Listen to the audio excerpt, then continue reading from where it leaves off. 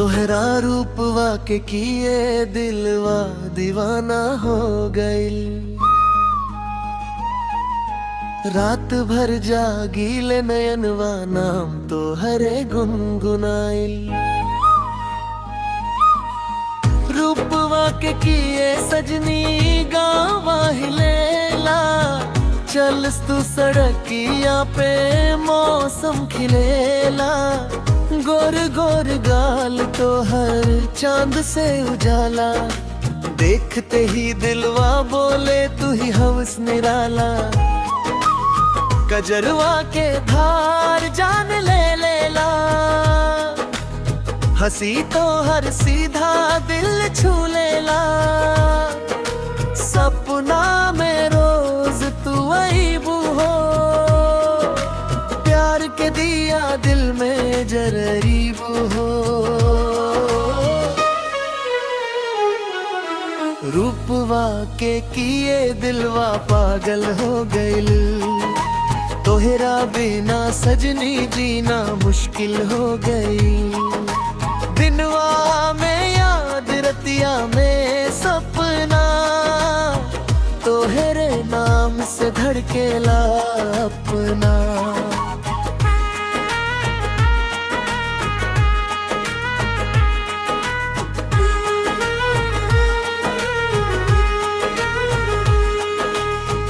पायलिया बाजे जैसे सावन के फुहार।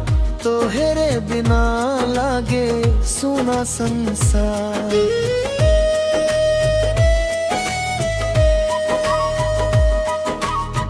तोहिनी उड़ेला जब पुरवैया चले। देख के जवानी सबके दिल मचले। नैनवा से नैनवा जब टकराइल। दिलवा के हाल कोई न बुझाइल। बातियां मीठ जैसे रसगुल्ला हो। तोहरा प्यार में दिलवा बावला हो। रूपवा के किए दिलवा पागल हो गई।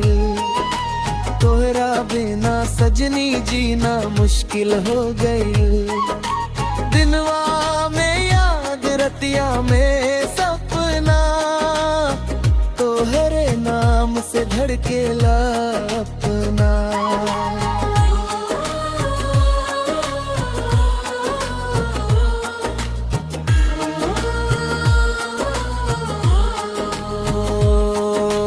चांद भी शर्मा जाए तोहरा रूप देख के।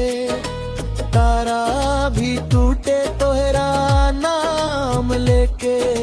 दिलवा के राजा तू रानी हमार। साथ में जन्म जन्म हर बार।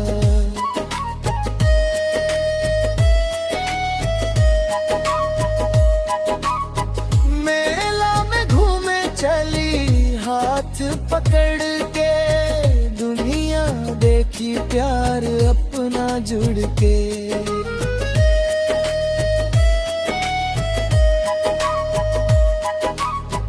बरखा में भीगे गई दुतीत हो। तोहरे संग लगे हर दिन बीत हो। सिंदूर के सपना सजवले बानी। तोहरे खातिर दिलवा लगवले बानी। रुसलू तमनीब हंसा के तो के। रख हमेशा दिल के मौजा। रूपवा के किए दिलवा पागल हो गई। तोहरे प्यार में सजनी पागल हो गई। सातों जन्म रहे साथ हमार। तू ही बारूद दिल के बार। अरे हो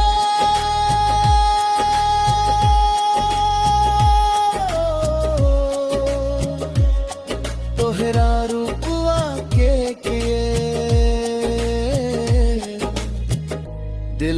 दीवाना हो गइल।